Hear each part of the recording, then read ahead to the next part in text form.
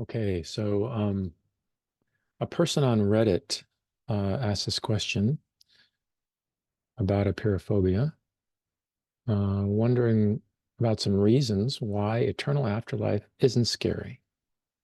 Why is an eternal afterlife not scary? Of course, for someone with apeirophobia, it's just utterly terrifying. An eternal afterlife. Um, but what could be some reasons that it isn't? So this is really good. And I wrote down a couple of reasons or a few reasons, and I'm going to read them and maybe have something more to say. But see what you think about this. See if any of these reasons seem to help a little bit. And if they do, let me know. I'm trying to improve the reasons and the reasoning and find the right words so that they really can speak right into your fear. That's what I want to do. I want to find the right way to talk to you and to your fear so that it starts to dissolve. So here we go. Okay, the first reason why, what is it again? Reasons why an eternal afterlife is not scary. Okay, my first reason. I could write a lot more reasons, but I didn't want to, I just want to put a few out there first. So an appeal to authority. This means that at least in the old days, we used to think that, that there are authorities about things. And if we quoted them or, like the Bible, for example, or certain philosophical texts and other traditions, if we quoted them, then we're quoting a reliable source. So this is what I'm doing here. So my point is that the great religions of the world, and I would include Christianity, Islam, Judaism, Buddhism, Hinduism, Native American religions, no, what other ones are there out there? I'm sure there's more. Um, I'd also include atheism in there. Um, yeah, scientific materialism, maybe. Actually, maybe I should limit it at the religions, but I'll say that the great religions and the wisest people in the world, that is, um, includes the great saints, Jesus, the Buddha, Lao Tzu, um, Confucius, possibly the Greek philosophers, anybody wise you've ever met, the wisest people you can think of, people that really know what they're talking about, have seen deeply into the past and into the future. These types of people in these traditions, they do not say and they don't report that eternity is some kind of terror or horror or place of infinite boredom. None of them say that. It's just not, that view is just not expressed.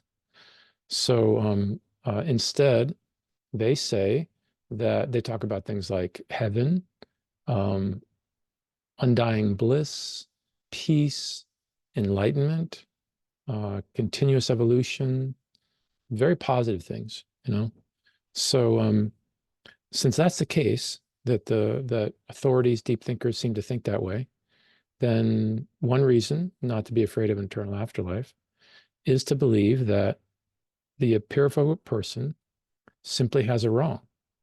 The view is just wrong. Like it's a view that you pick up when you're often 8 to 10 years old, something like that. And it's just happens to be wrong. It's extremely compelling. But if you put up against what all these, texts and traditions and people say, they don't agree. It's something to think about. And what that could mean is that the person with apeirophobia could be that they have it wrong. And if they keep working with their understanding, they may be able to find out that actually it wasn't correct. As correct as it seems, it wasn't correct. So that's my first one. I didn't read it, but I kind of put maybe too much commentary, but that's because I'm talky. Okay, so number two, first one was appeal to authority. Second one is logic. Okay, some people really like to use logic to help them out. So here's a little bit of logic. Okay, here's the logic. Listen to it. if something is eternal, eternal means always, always eternal. It's eternal. It's always. Okay. Oops. I've got to go get my soup. Just a second. I'll be right back.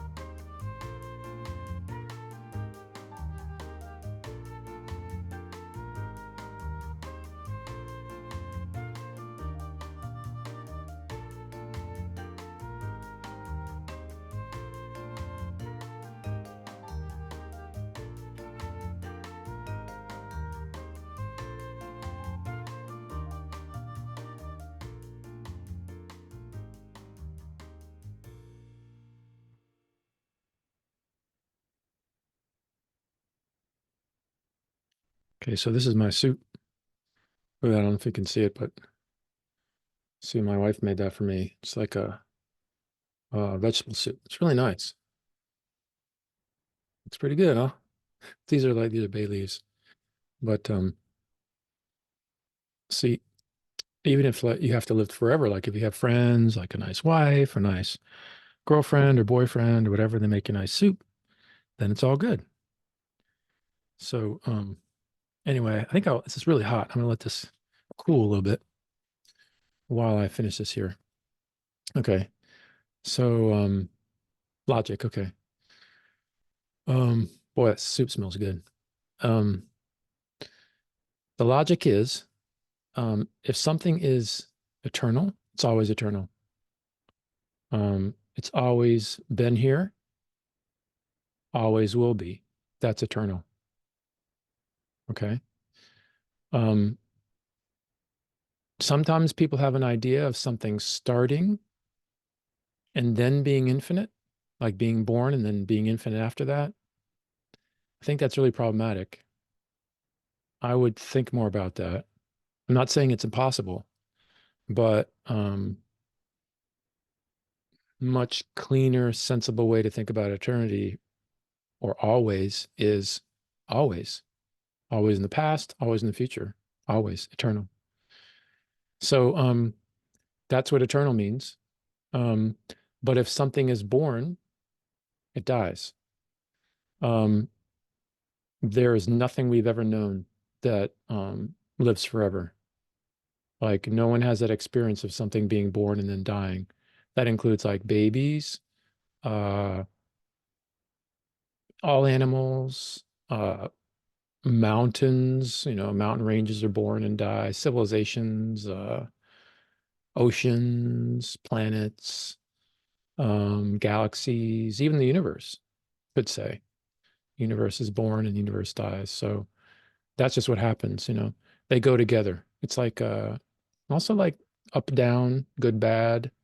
They come as a pair. Something is a lot, not even just not even just alive, but if it comes into being, then it goes out of being. That's how things work. So so if you think that your conscious awareness was born, like for example, born when in this body when you were born, if you think that it was born, it's going to die because they just go together that way, just the way it is. You could call this impermanence. You can note that, moment by moment. You can see things, a person like me has been around for a while. I've got all this gray hair now and everything, day by day, week by week, month by month, get older, and you can see some, youth has passed away, heading into old age. And that's just how things go. Everything's like that. So, and then there's going to be death, so I'll die at some point. Everybody does. So, now, with apeirophobia, people's fear is that their conscious awareness is not going to die. And then we're kind of stuck between a rock and a hard place because we're maybe afraid of death, but then we could be even more afraid or are more afraid of an infinite consciousness. My point here is that if you think the consciousness was born in the body, for kind of like a materialist sort of person, thing was born in the body, then my point is that it dies, because that's how things are. If they're born, they die. Now, if you think that consciousness is eternal, then what that means is that it always was and always will be. It's eternal. It's always. So what that then further means is you've always been here, always. So you got an infinite past as well as an infinite future. So that means you're, in a sense, you're sitting in the middle of an infinity already. You've got infinity behind you. You've got infinity in front of you. And, nobody's afraid of an eternal before life. Why be afraid of an eternal afterlife? It's like, it's kind of a funny thing, because you're sitting between this eternal before life and eternal afterlife. You could be anywhere in there. I mean, you can't even say if you're towards the middle of it, towards the end of it. It doesn't even make sense. You're just in it, and you could be sitting there like here, like I'm sitting here in the eternal, and I'm eating my soup, and it's really good. You could be drinking a cup of coffee, or you could be eating your cornflakes or something like that. And we can do that. I don't know how. I don't know why it doesn't bother us, but no matter what time in the infinity of infinities that you happen to be sitting there, you've already accomplished it. You did it. You're the victor. You already accomplished infinity or eternity. So for that reason, um, I don't know, for that reason. Depends on you for that reason. I wonder if it helps you to think that way, that you've already kind of done it. Like you're already made it in some way. Just the reason not to be afraid of I'm not saying you can't be afraid of the eternal afterlife, but I wonder if that thought is helpful for you. Okay. And now the last one. Last one is, and this is, so we did an appeal to an authority, and then logic, some logic there that might help. And then the final thing that might help is using some introspection. And people are not used to using their introspection in order to make discoveries, usually, unless they're kind of meditators or people that for some reason have become interested in phenomenological inquiry, or which means like really seeing what's going on right here through your experience. We don't usually do that. We try to get at the truth by thinking about things, which is one of the problems with apeirophobia, I would say. So if we're talking about conscious awareness, and what you want to do is you want to see what that's actually like, rather than think about it and worry about what it might be to have that forever. Like if, with apeirophobia, we think about that and we imagine being conscious forever. And I completely understand this terror that comes up. I've had it for many years. I had it for many years. I don't have it now, but I had it for many years, and it was terrifying, horrifying. A thought starts, and we think about having this kind of eternal consciousness, or this consciousness forever. But do we really investigate that consciousness that we're afraid of having always. Do we really know what it's like actually in its essence? This is the question. And this is a question that you can start to look into in your experience. Um, and what I want to suggest is that if you really start to look into it, you might be able to make some discoveries about it. Like you could ask, what is my mind like right now? What is my mind like? Not just the surface stuff, not just thoughts. Thoughts come and go. But what is the consciousness like? What is my awareness like? I know things come and go in it, but what's it like?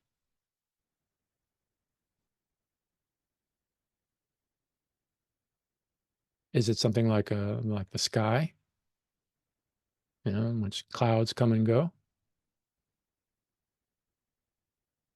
If that's the way it is the sky terrifying?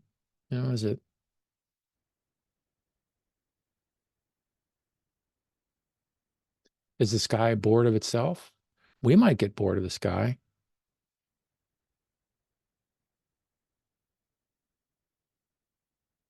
That might be our habit to get bored.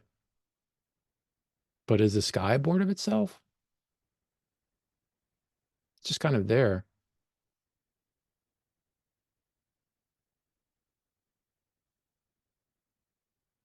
Let's say a cloud of boredom comes into the sky. It's going to be there for a while and it's going to go.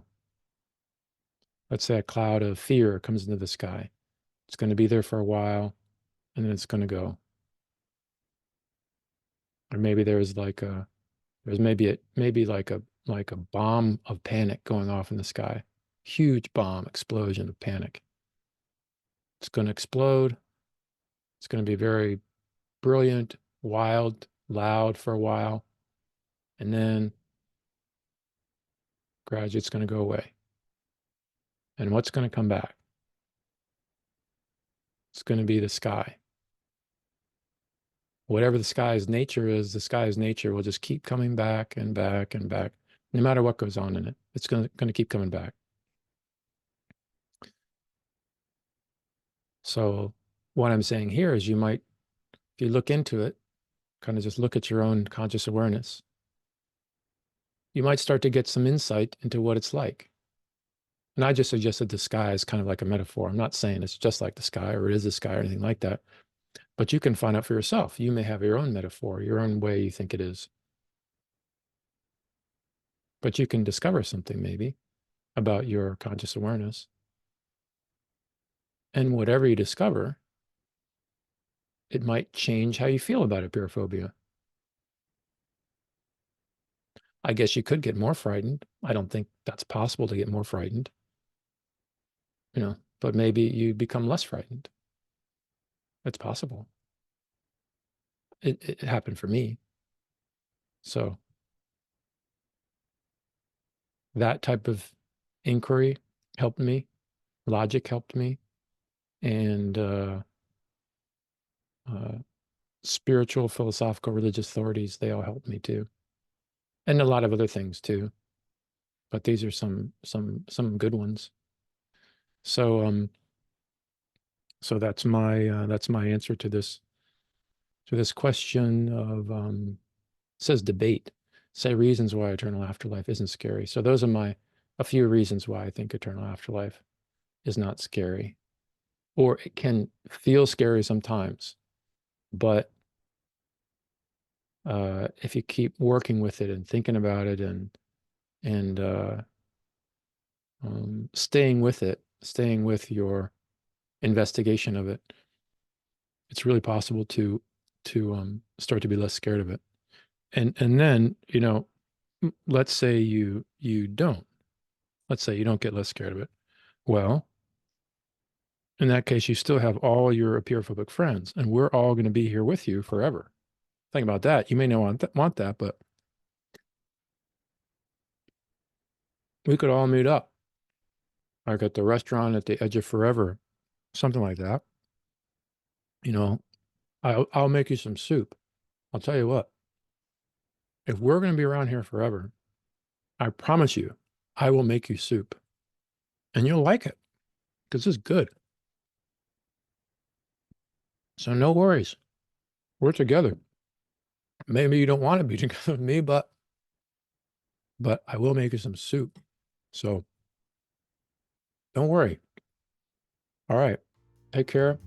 I wish you could try the soup. It's really good. And take care and good luck. See you later.